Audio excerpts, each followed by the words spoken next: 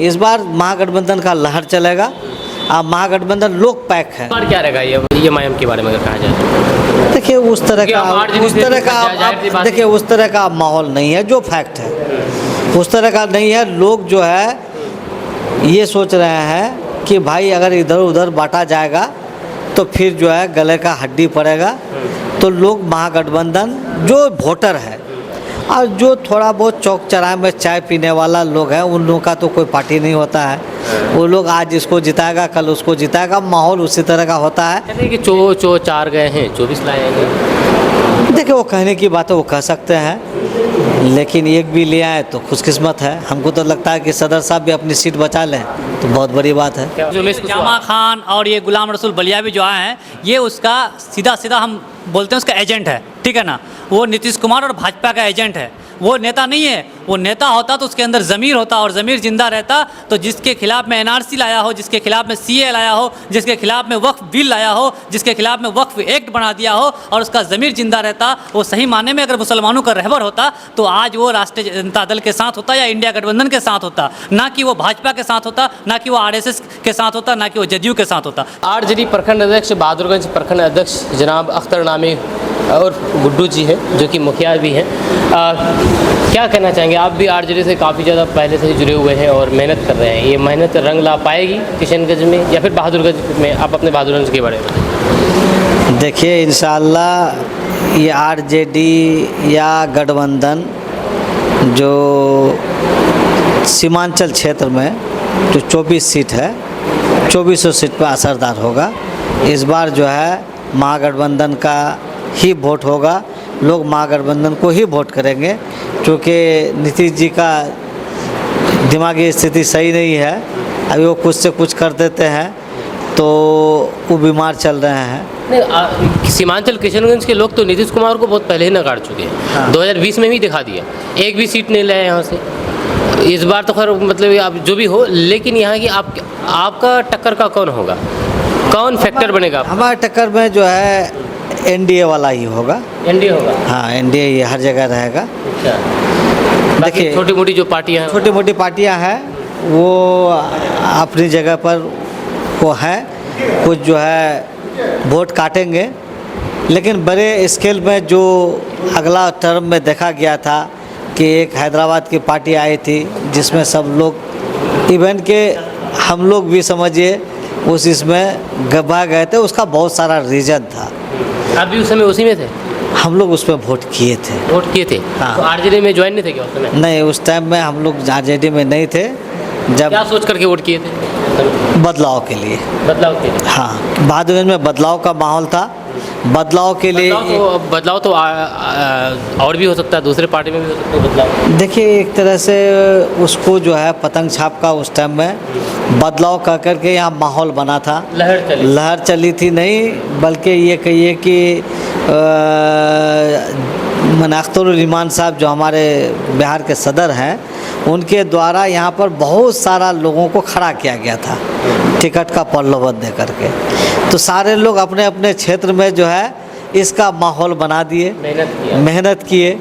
Ticket जो है last में कोई एक आदमी को ही मिलता है, तो उसमें टिकट जो है बड़े भाई अनजान नईमी साहब को मिला। तो लोग इससे जुड़े, चूँकि चारों तरफ से माहौल था और बदलाव का माहौल था, तो बदलाव में जो है वो एमआईएम में इस सीट को जो है वो जीत लिए। आप भी उसमें थे तो कोई किसी पद में थे? हम लोग देखिए पार्टी ज्वाइन नहीं किए थे, हम लोग बाहर से वोट दिए थे। हाँ, क्योंकि मौजूदा हम लोग तो हमेशा से। इस बार क्या रहेगा ये एमआईएम के बारे में अगर कहा जाए तो? देखिए उस तरह का माहौल नहीं है जो फैक्ट है, उस तरह का नहीं है। लोग जो है ये सोच रहे हैं कि भाई अगर इधर उधर बांटा जाएगा तो फिर जो है गले का हड्डी पड़ेगा। तो लोग महागठबंधन जो वोटर है और जो थोड़ा बहुत चौक चौराहे में चाय पीने वाला लोग है, उन लोगों का तो कोई पार्टी नहीं होता है। वो लोग आज इसको जिताएगा कल उसको जिताएगा, माहौल उसी तरह का होता है। कहते हैं कि चो 4 गए हैं 24 लाए हैं। देखिए वो कहने की बात है, वो कह सकते हैं, लेकिन एक भी ले आए तो खुशकिस्मत है। हमको तो लगता है कि सदर साहब भी अपनी सीट बचा लें तो बहुत बड़ी बात है। क्या बात कर रहे हैं? क्या बात कर रहे हैं आप? सही बात बोल रहे हैं। आप देख लीजिएगा। इतना मतलब फिर क्यों 2020 का माहौल नहीं है क्या अभी इस बार? नहीं, इस बार महागठबंधन का लहर चलेगा। अब महागठबंधन लोक पैक है जो ग्रामीण लोग किस लिए वोट करेंगे, किस लिए वोट करेंगे? सरकार बनाने के लिए, स्थानीय मुद्दा को देकर के, या फिर मतलब कि लोगों को ये क्षेत्र हमेशा से कांग्रेस या आरजेडी तस्लीम बाबू के वजह से कांग्रेस अलायंस ये क्षेत्र रहा है सदियों से, आज से नहीं इससे। लेकिन बीच में कुछ समीकरण बिगड़ जाता है नवयुवक सब के वजह से, तो कभी कभी जो है हम लोग को एक दो बार जो है मैंने इधर उधर देखना पड़ा है। लेकिन ज़्यादातर यहाँ का रिकॉर्ड उठाए देखिएगा तो ये महागठबंधन चाहे कांग्रेस हो, आरजेडी हो, यानी महागठबंधन से जो भी आए, ये जो किशनगंज जो 4 सीट है, अमोर बैसा को भी मिला लीजिए या फिर जोकी को मिला लीजिए, ये सब जो है इधर उधर जाने वाला नहीं है और जाता भी नहीं, जाता भी नहीं। लेकिन फिर भी पिछड़ा है सर। आप बोल रहे हैं कि शुरू से महागठबंधन का कब्जा है, लेकिन फिर भी पिछड़ा है, पूरे बिहार में सबसे पिछड़ा है।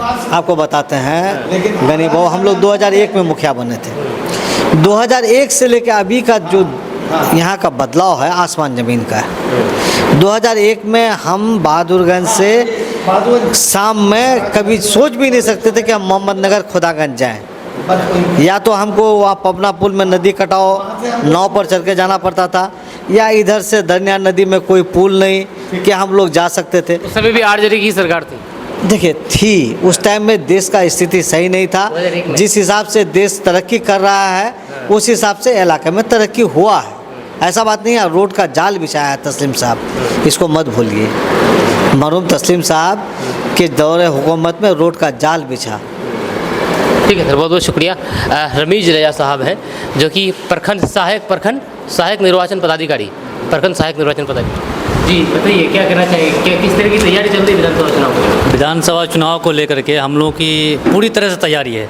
जिस तरह से भी हो हम लोग की सरकार बने, राष्ट्रीय जनता दल की पूरी बहुमत के साथ, उसके साथ जो इंडिया गठबंधन है, जो इंडिया गठबंधन की जो अलायंस है उसकी सरकार बने, उसको लेकर के हम लोग पूरी तरह से तैयारी कर रहे हैं और मजबूती के साथ तैयारी कर रहे हैं। जिसको लेकर के आज राष्ट्रीय जनता दल के प्रखंड कमेटी बहादुरगंज का बनाया गया, जिसमें प्रखंड अध्यक्ष हमारे बड़े भाई गुड्डू साहब मुखिया जी जो हैं उनको बनाए गए।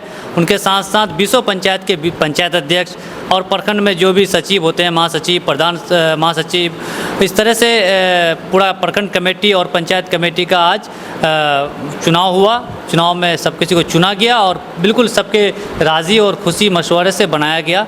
इसके लिए हम सबका, जितने भी लोगों को आज पार्टी द्वारा निर्वाचित किया गया, मैं सबको सबसे पहले दिल की गहराई से मुबारकबाद देता हूं और सबका दिल की गहराई से राष्ट्रीय जनता दल परिवार में स्वागत करता हूं। और मुझे उम्मीद है, आशा है कि वो लोग पूरी तरह से, पूरी मेहनत के साथ, पूरी ऊर्जा के साथ, जिस तरह से हमने आज लोगों के बीच बात रखा, जिस तरह से हमारे पंचायत अध्यक्षों के बीच बातों को रखा, जिस तरह से पंचायत अध्यक्ष को राष्ट्रीय जनता दल की हर एक चीज़ को बताया, राष्ट्रीय जनता दल का मैनिफेस्टो को बताया, तो इंशाअल्लाह आने वाला वक्त में हर एक आदमी तक वो मैनिफेस्टो पहुँचेगा और राष्ट्रीय जनता दल का जो जनाधार बढ़ रहा है वो और भी उच्च स्तरीय से बढ़ते जाएगा। मेहनत क्या रंग ला पाएगी, इतना जो मेहनत कर रहा है? बिल्कुल, मेहनत तो रंग ला रही है। आप नहीं देख रहे, राष्ट्रीय जनता दल बिहार की सबसे बड़ी पार्टी है, सबसे ज़्यादा अगर सीट है तो राष्ट्रीय जनता दल के पास है। ये मेहनत का नतीजा है और लोगों का प्यार है, तभी तो बढ़ रहा है ना। इसमें कौन चीज़ का कमी है बताइए? राष्ट्रीय जनता दल में किस चीज़ का कमी है? और कौन सा वादा जो किया था, जो 17 महीने की सरकार आई और पूरा नहीं किया, आप बताइए। 17 महीने में जो उन्होंने जो वादा किया था 17 महीने में पूरा किया। कैसे पूरा किया? किशन सीमांचल को सीमांचल विकास आयोग गठन करने की बात बिल्कुल कहा गया था, लेकिन परिपूर्ण सरकार नहीं आ पाई और 17 महीने ही टिक पाया। और वो अगर थोड़ा सा और टिकता तो इंशाअल्लाह आने वाले समय में हम लोगों का वो भी पूरा हो जाता। लेकिन 17 महीने में जो हो सका, हर सरकार से ज़्यादा अच्छा किया। उन्होंने कहा था कि भाई तालीम मरकज़ों का वेतनमान डबल कर देंगे, किया। विकास मित्रों का बोला था कि वेतनमान डबल करेंगे, किया। वो बोला था रोजगार का हम बिल्कुल जाल बिछा देंगे, देखिए 6 लाख रोजगार का जाल बिछा दिया। इस तरह से इलेक्शन तक अगर सरकार चलती तो क्या बदलाव होता? इलेक्शन तक अगर सरकार चलती ना तो आज हम लोगों को मेहनत करने की ज़रूरत नहीं होती। आज लोग मेहनत करते राष्ट्रीय जनता दल के लिए, ये सबसे बड़ी बात होती, सबसे बड़ी उपलब्धि होती। आज जो हम लोग मेहनत कर रहे हैं, लोगों को बता रहे हैं, हमको लोगों को बताने की ज़रूरत नहीं पड़ती। लोग बताते हैं कि नहीं, हम लोग किसी को नहीं चुनेंगे, राष्ट्रीय जनता दल को और इंडिया गठबंधन को चुनेंगे। वो इस तरह का काम करते आ रहे थे हमारे नेता तेजस्वी यादव। उनका सबके हाथ में रोजगार होता है क्या? बिल्कुल बिल्कुल, जितने भी पढ़े लिखे लोग थे, जितने भी शिक्षित लोग थे, और 5 लाख प्लस रोजगार होते। तो यहाँ तो नीतीश कुमार दावा कर रहे हैं कि 10 लाख प्लस नौकरी दे दिए हैं, 38 लाख रोजगार दिए। आज ही बोले हैं, ये क्या प्रदेश अध्यक्ष उमेश जामा खान और ये गुलाम रसूल बलियावी जो आए हैं, ये उसका सीधा हम बोलते हैं उसका एजेंट है, ठीक है ना। वो नीतीश कुमार और भाजपा का एजेंट है, वो नेता नहीं है। वो नेता होता तो उसके अंदर ज़मीर होता, और ज़मीर जिंदा रहता तो जिसके खिलाफ में एनआरसी लाया हो, जिसके खिलाफ में सीए लाया हो, जिसके खिलाफ में वक्फ बिल लाया हो, जिसके खिलाफ में वक्फ एक्ट बना दिया हो, और उसका ज़मीर जिंदा रहता, वो सही माने में अगर मुसलमानों का रहबर होता तो आज वो राष्ट्रीय जनता दल के साथ होता या इंडिया गठबंधन के साथ होता, ना कि वो भाजपा के साथ होता, ना कि वो आरएसएस के साथ होता, ना कि वो जदयू के साथ होता। तो उसका बात इसलिए मत कीजिए, वो लोग दलाल है, वो लोग एजेंट है, उसके बारे में बोलना ही बेकार है। बोलना बेकार है। मुश्ताक आलम साहब से एक सवाल करेंगे। बलियावी साहब ने एक भाषण दिया, यहाँ पर नारा दिया किशनगंज में आज कि 2025 विपक्ष फिनिश। 2025 विपक्ष फिनिश। अब विपक्ष बताया गया है। हम लोग तो फिनिश नहीं होंगे। उनको ये पता होना चाहिए कि विपक्ष में कितने लोग हैं। उन्हीं का जो आज के डेट में जो सर्वे हो रहा है, उनको वो सर्वेयर है, सर्वेयर को भी यही लोग चलाते हैं, और उनको 34 दिखा रहा है, और हमारा 84 या 90 दिखा रहा है। फिनिश कौन है फिर? ऑलरेडी फिनिश का इन लोगों का नामो निशान नहीं रहेगा। सबसे ज़्यादा फिनिश जहाँ तक सवाल है फिनिश का, जदयू का स्वास्थ्य मतलब पार्टी से तक गया ही है, अब सेहत से भी चले गया है इन लोगों का। ना होश है ना कुछ है, कहाँ का गमला कहाँ पर रख दिया जाता है। सर्टिफिकेट देने में जब महिलाओं माँ को आगे से देना चाहिए, उसको पीछे करके मुड़ा करके सर्टिफिकेट दिया जा रहा है। तो फिनिश हुआ है ना फिनिश हम है। बाप जा रहे तो बेटा भी आ रहा है। अब बाप का इतना गुण है तो बेटा का कितना गुण होगा आपको परिपूर्ण मालूम होगा। इससे हम लोगों से बेहतर आप बता सकते हैं। क्या बोल रहे थे? हम एक अपील करना चाहते हैं कि हमारे जितने भी आलिम दीन हैं इलाके में, मैं आप सभी से बिल्कुल गुजारिश करता हूं और रिक्वेस्ट करता हूं, ये जो गुलाम रसूल बलियावी है, एक बहुत बड़े आलिम कहलाते हैं। हमारे इलाके के जलसों में उनको दावत दी जाती थी और आते भी थे, और बहुत इज्जत मिलता था उनको। तो इसलिए मैं आप सबों से गुजारिश करता हूं, जितने भी आलिम दीन, जितने भी उलमा हैं जो हमारे इस्लाम से बिल्कुल मोहब्बत रखते हैं, उनशियत रखते हैं, मैं उनसे सबों से गुजारिश करता हूं कि ऐसे आलिमों का हम लोग बिल्कुल पुरजोर विरोध करें, और ऐसे मौलानाओं को, ऐसे जो मतलब हमारे दीन के खिलाफ चलता हो, उसको बाइकाट करें, उसका बिल्कुल विरोध करें, उसको इलाके में आने ना दें। इलाके में नहीं आने देंगे गुलाम रसूल बलियावी जैसे लोगों को। इलाके में देखिए, एक प्रजातंत्र है, ये कैसा मुफ्ती कैसा मौलवी है।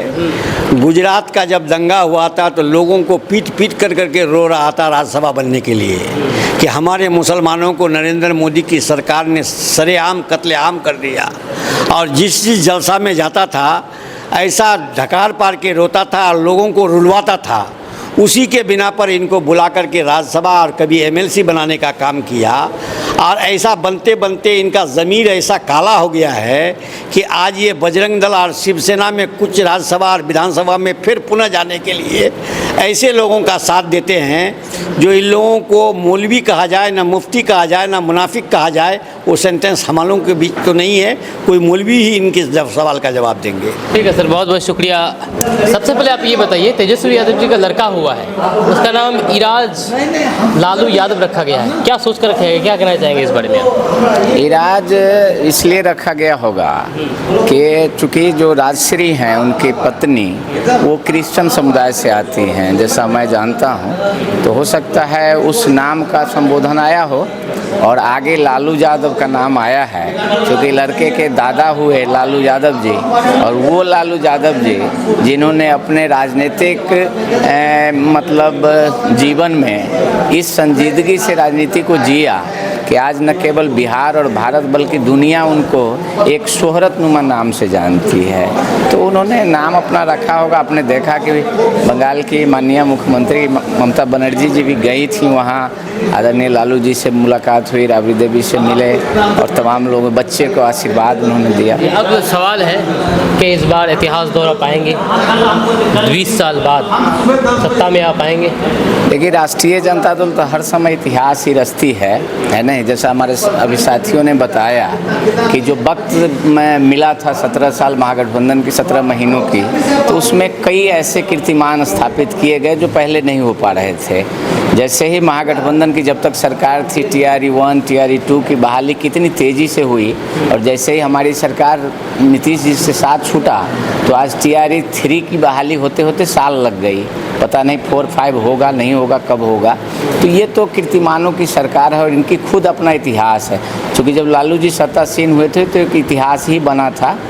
और हमारे नेता जब रेल मंत्री बने थे, आप पत्रकार हैं, आप बेहतर जानते हैं कि आदरणीय लालू जी देश के पहले ऐसे रेल मंत्री थे जिन्होंने अपने 5 साल के रेल मंत्रित्व काल में 5 साल रेलवे का किराया घटाया और रेलवे को भारी मुनाफा में दिया था।